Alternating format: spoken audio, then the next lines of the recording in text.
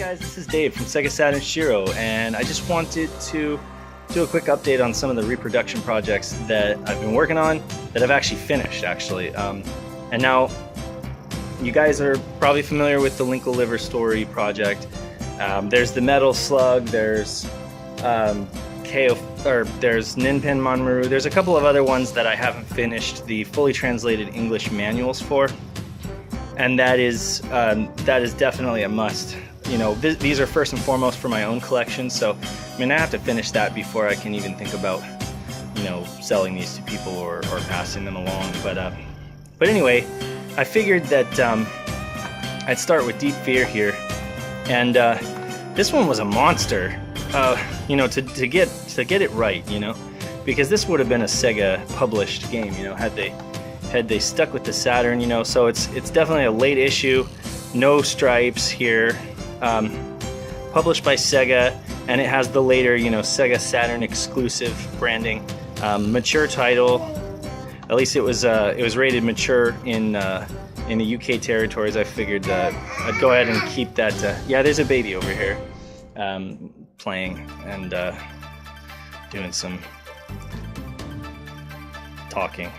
So we've got the discs as I, you know, imagine that they would have been released. You know, you got your disc 1 and disc 2. I don't know if I'm going to invert these designs. One thing that I've noticed is, you see this? You see the bubbling here? That's a problem inherent in the method that I decided to use in printing discs, you know. And what you talking about? What you talking about, Junie? So that's a problem inherent in the method that I decided to use in trying to come as close as I could to pressed discs, or the look and feel of pressed discs. So, you know, I don't know. That might be a deal breaker for some folks. And I've noticed that on some of the discs, it's perfect. Like, for example, this disc doesn't have the problem at all, and then this disc has the problem, and I think it might have been just because of the heat or humidity when I had it in the car and I was coming home with it. But here you've got a 28-page, you know, full manual. This is the full thing. It's got information on the characters, the save system, the weapons. You know, it's exactly what you would expect if it had come out in, you know, the US. And that's the creature that you fight at the end. Sorry, spoilers. It's like a 20-year-old game though, so I'm sure you guys don't care. So there's that. There's that. I sent one of these to Sam, the Southern Sega gentleman, and my friend Andrew, or his friend and my friend now, Andrew Rosa, Mastercast TV, you know, because I knew that you would appreciate that. And so that was fun. But it is 2 discs, so, you know, that's even more of a commitment when it comes to printing and reproducing all that disc media. All right, let's see what else we got. Okay, so Keio Flying Squadron, Keio 2. So I did some revision work on this because, you know, the picture that I'd shown the other day kind of had it using, you know, different logos and stuff that would imply that Sega had published it. But I kind of went with the JVC, just like Center Ring Boxing. I think Center Ring Boxing was the only other long box that we got in the United States that was actually published by JVC. And so in this alternate or hypothetical reality, JVC would have published this and brought it to the States. And so here's the artwork that you got on the UK version. Shout out to Ben Boyd for helping me source this. I believe he did the vectorization on that. So I do appreciate that, Ben, and I had to shout you and give you credit where credit is due. And then, you know, you've got the tagline from the back of the UK box, and, you know, some screenshots of gameplay. I can show that, and all your other information.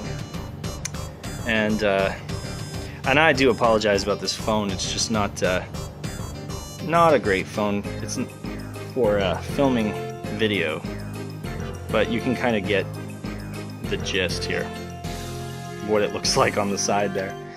And then we've got the disc. Now, I did this disc today, and I really didn't get any bubbling.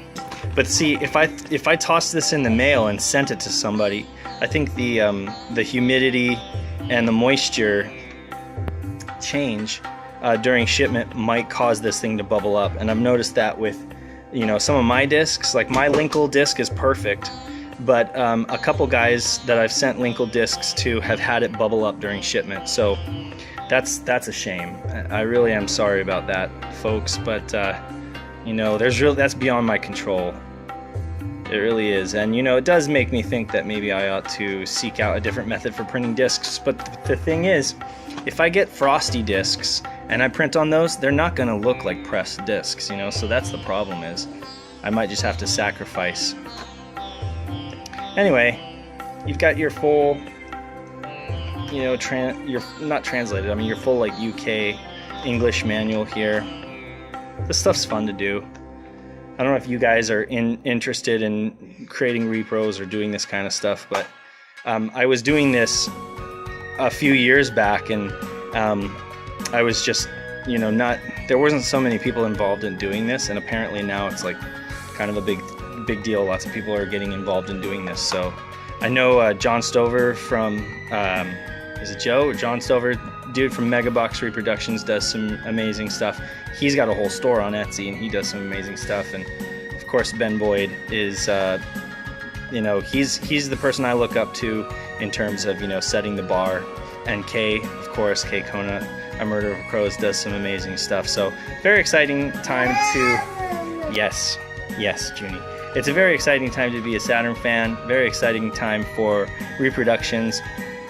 I do hope to be selling some of these soon.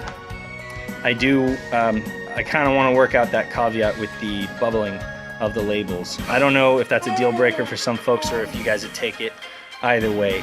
I know Sam's copy of Deep Fear arrived and he had bubbling on his labels, and I just apologized and said, well, that it is what it is. There's really nothing I can do about it, although I may be able to invert the design and make it black, make it a black disc with silver shining through, and that would cover up some of the imperfections, of course. Then it would be a black disc, and what would be the point of having the shiny silver in the first place? I could just do that with a standard, you know, inkjet disc print. But anyway, I hope that you guys enjoyed this little look at some of the stuff that I've been doing lately. I do plan on sharing some videos of some other projects that I'm working on as those come to a close. Namely the Metal Gear, or sorry, the Metal Slug. I really need to get that manual completed in order to have that finished, and then Ninpen Manmaru and Radiant Silvergun. Radiant Silvergun I'm almost finished, so that'll be fun. But anyway, this has been Dave from Sega Saturn Shiro, signing out, and I will catch up with you guys later. See ya.